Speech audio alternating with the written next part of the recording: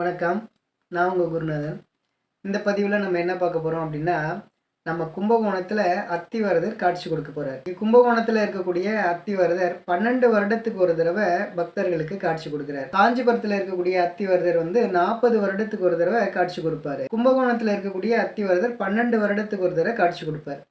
இங்கே இருக்கக்கூடிய அத்திவரதருடைய சிறப்புகள் என்ன, இந்த கோயிலோட வரலாறுகள் என்ன, இந்த கோயில் எங்கே இருக்குது அப்படிங்கிறத இந்த பதிவில் பார்ப்போங்க.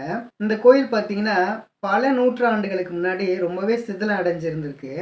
அதனால் இங்கே இருக்கக்கூடிய மக்கள் இந்த கோயிலை சீரமைக்கிற பணியை எடுத்து பண்ணியிருக்காங்க. அப்போ என்ன பார்த்துருக்காங்க அப்படின்னா, இந்த கோயிலில் ஒரு பாதாள அறை இருந்திருக்கு. அங்கே அத்திவரதருடைய சிலை இருந்திருக்கு.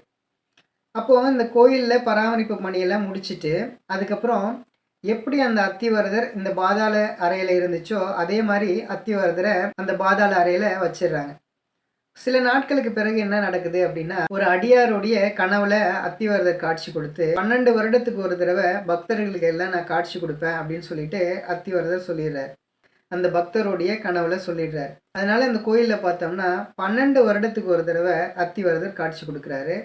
இது 10 நாள் நடக்குதுங்க. அதாவது மார்ச் 1, 2026 10 மார்ச் 2026 10 நாட்கள் அத்திவரதர் காட்சி கொடுக்குறாரு கும்பகோணத்தில். இந்த கோயில் எது அப்படின்னா, கும்பகோணத்தில் இருக்கக்கூடிய வரதராஜ பெருமாள் கோயில் தாங்க இது.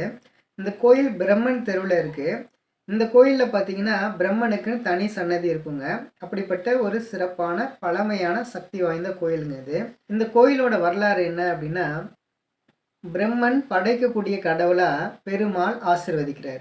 பிரம்மனுக்கு பெருமாள் சொன்னது என்ன அப்படின்னா, வேதங்கள் படி உலகத்தில் இருக்கக்கூடிய அனைத்து ஜீவராசிகளையும் படைக்கணும் அப்படின்னு சொல்லிடுறாரு. அதனால இந்த பூமியில எல்லாரையும் படைக்கக்கூடிய வேலையை பிரம்மன் பண்ணிட்டு இருக்காரு. கொஞ்ச நாளைக்கு பிறகு என்ன ஆகுது அப்படின்னா, பிரம்மனுக்கு ரொம்பவே கர்வம் ஏறிடுதுங்க. அதாவது நம்ம தான் எல்லாரையும் படைக்கிறோம் அப்படிங்கிற கர்வம் அவருக்கு வந்துடுது. இது தெரிஞ்சுக்கிட்ட பெருமாள் என்ன செய்கிறாரு அப்படின்னா, இவருடைய கர்வத்தை அடக்கிறதுக்காக அவருக்கு பெருமாள் சொல்லி கொடுத்த வேத மந்திரங்கள் எல்லாமே மறக்கக்கூடிய மாதிரியும் இந்த படைக்கக்கூடிய ஆற்றலையும் அவர் நிப்பாட்டிடுறாரு. அதுக்கப்புறம் தான் பிரம்மனுடைய கர்வம் எல்லாமே அடங்குதுங்க. மறுபடியும் பெருமாள்கிட்ட அவர் ரொம்பவே மனமுருகி வேண்டுறாரு.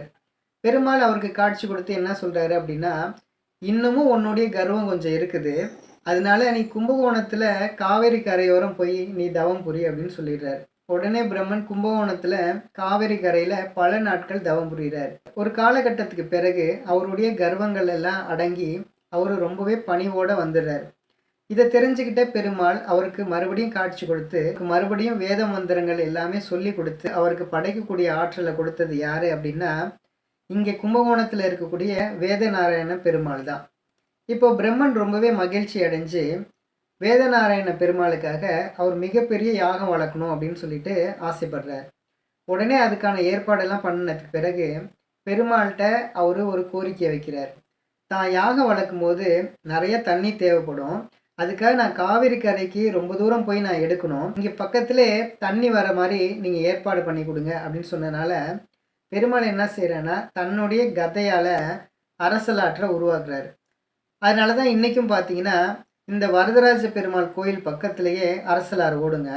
அப்படிப்பட்ட ஒரு சிறப்பான திருத்தலம் தான் இந்த வேதநாராயண பெருமாள் கோயிலுங்க. இந்த கோயிலை பிரம்மன் கோயில்னும் அழைக்கப்படுது, வேதநாராயண பெருமாள் கோயில்னும் அழைக்கப்படுது. அப்படிப்பட்ட ஒரு சிறப்பான திருத்தலம் இது. அதனால் இந்த திருத்தலத்துக்கு நீங்களும் போய் பயனடையணும் அப்படின்னு நான் கேட்டுக்கிறேங்க. நம்புங்க, எல்லாமே நல்லதே நடக்குங்க. நன்றி நன்றி நன்றி.